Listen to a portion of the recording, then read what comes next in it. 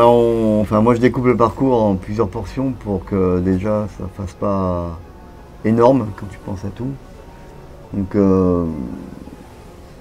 la première portion c'est le golfe de Gascogne, donc sous tension.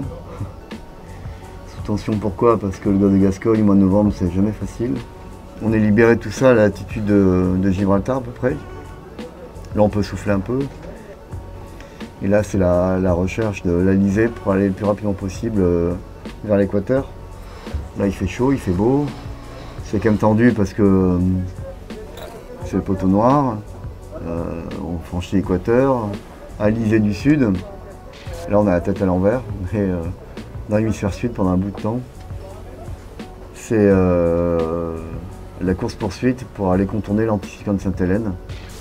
Et qui dit anticyclone Sainte-Hélène dit, une fois qu'on l'a dépassé, début des mers du Sud, puisqu'en fait les mers du Sud commencent avant le Cap Bonne-Espérance.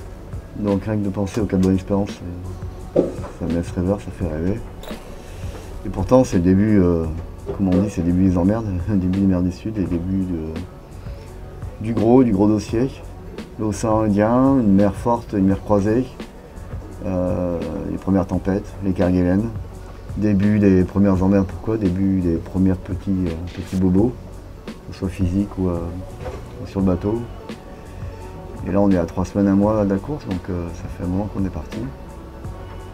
Et on a hâte de passer l'Australie, de passer le Cap Lewin.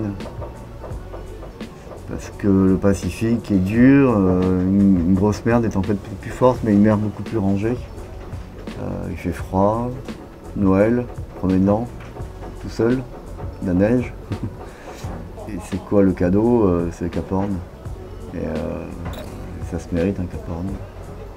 Franchir un Cap Horn, j'ai fait 3 fois, j'ai la chance de faire 3 fois. À chaque fois c'est à la fois des moments de grâce, des moments de libération, mais des moments hyper tendus. Et après c'est pas fini, il y a 3 semaines de course. Donc une remontée qui est souvent difficile, qui est longue, le matériel a souffert, toi tu as souffert aussi. T'es soulagé, mais t'es très fatigué, t'es usé par les mers du Sud qui t'ont usé. Mais il faut garder le moral, il faut se bouger parce qu'on est encore en course, il y aura forcément du contact. Et on remonte, il commence à faire meilleur. Là c'est pas les vacances, mais ça fait genre les vacances.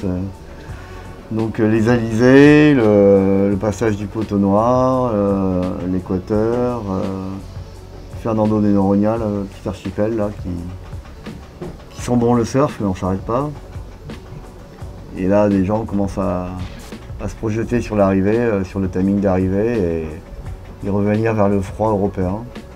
En résumé, ça fait en quelques minutes la portion du parcours, mais au final, c'est beaucoup plus dur et long à faire et beaucoup plus fastidieux des fois, mais tellement bon et beau à la fois.